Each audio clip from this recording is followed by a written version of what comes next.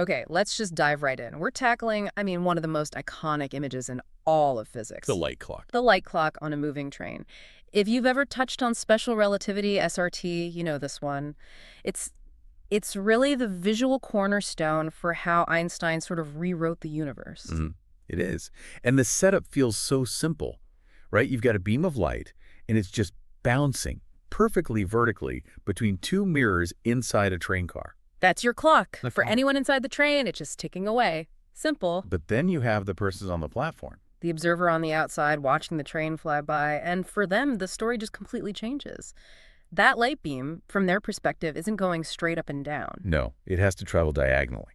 Yeah. Because while the light is moving up, the mirror itself is moving forward. It's a longer path. And this is where it all happens. This is where the genius and maybe the controversy of SRT really begins. Because the speed of light, CA, has to be constant for everyone. That's Yeah. the rule. So if the path is longer, The clock has to be ticking slower. Time itself slows down. That diagonal path is the geometric key to everything. Time dilation, length contraction. It's how the math forces space and time to warp.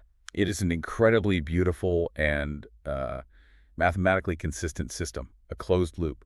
The sources we're digging into today, they launched this. It's a radical critique. They argued that to get that beautiful internal consistency, modern physics had to deliberately ignore two huge, non-negotiable concepts. That's right. They're basically saying SRT achieved its elegance by walling itself off from external reality. Mhm. The first thing it ignored, they say, is the actual physical nature of the electromagnetic field, the EM field. The medium light actually travels through. The absolute operational base, Yes. as they call it. And the second thing, which is maybe even more of a mind bender, The observer. the physical reality of the observer. They call it the camera eye. So that's our mission for this deep dive. We're going to get to the heart of this conflict.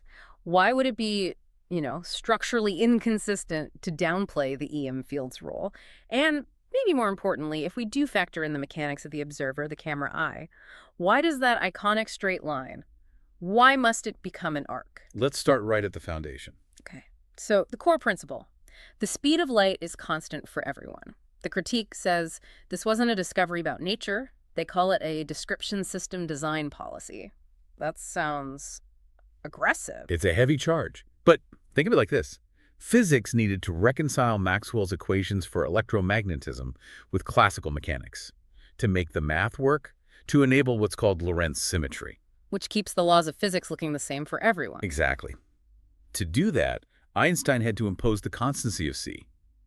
The system was designed, by policy, to have this perfect internal consistency. It works flawlessly inside its own bubble. Right.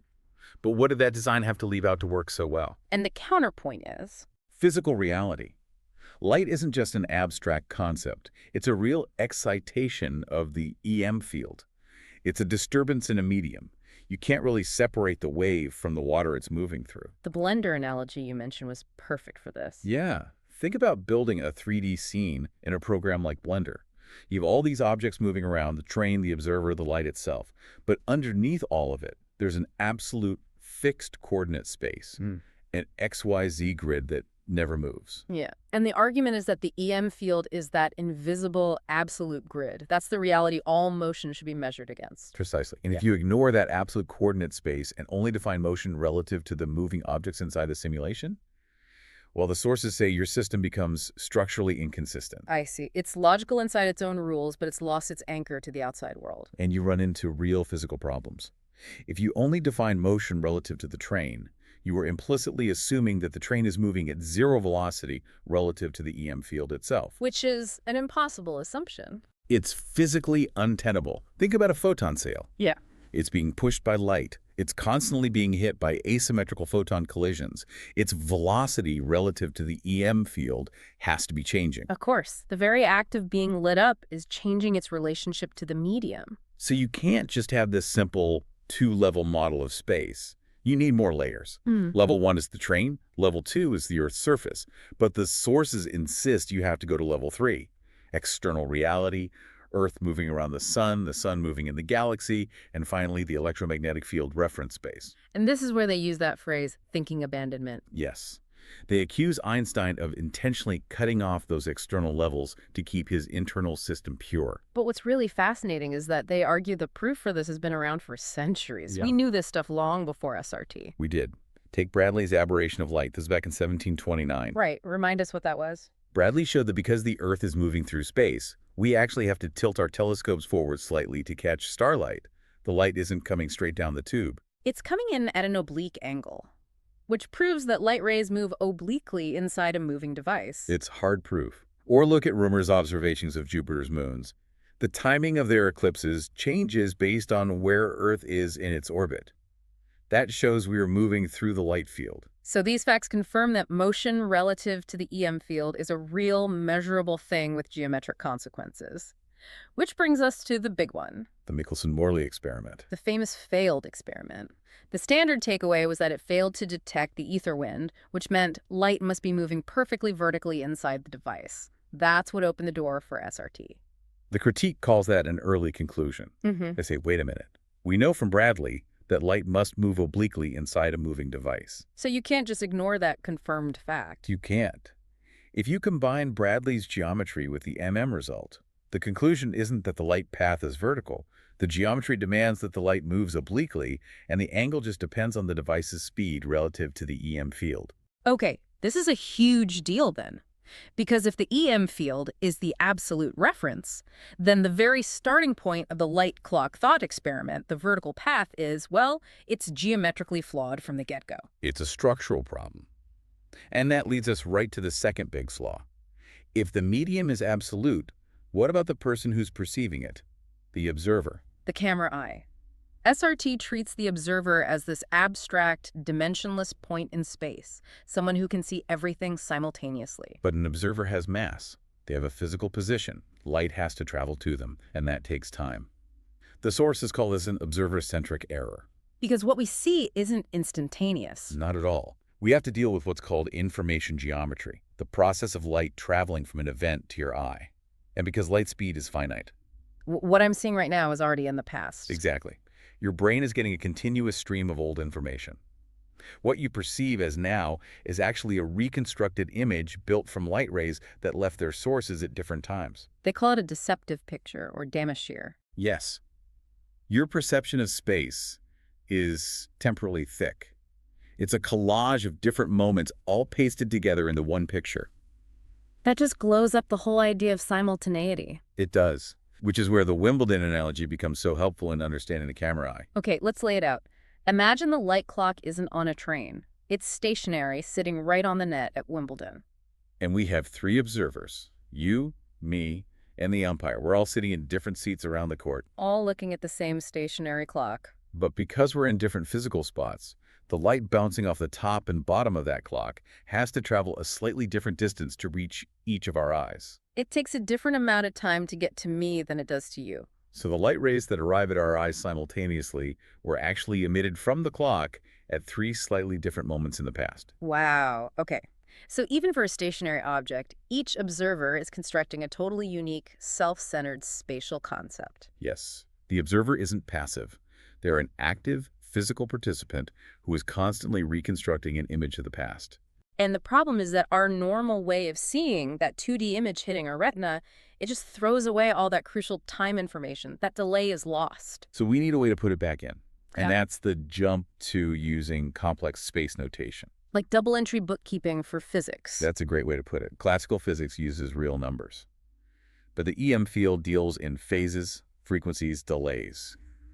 It needs a richer language. So how does adding the imaginary number, the I, solve the problem? The imaginary axis isn't just a math trick here.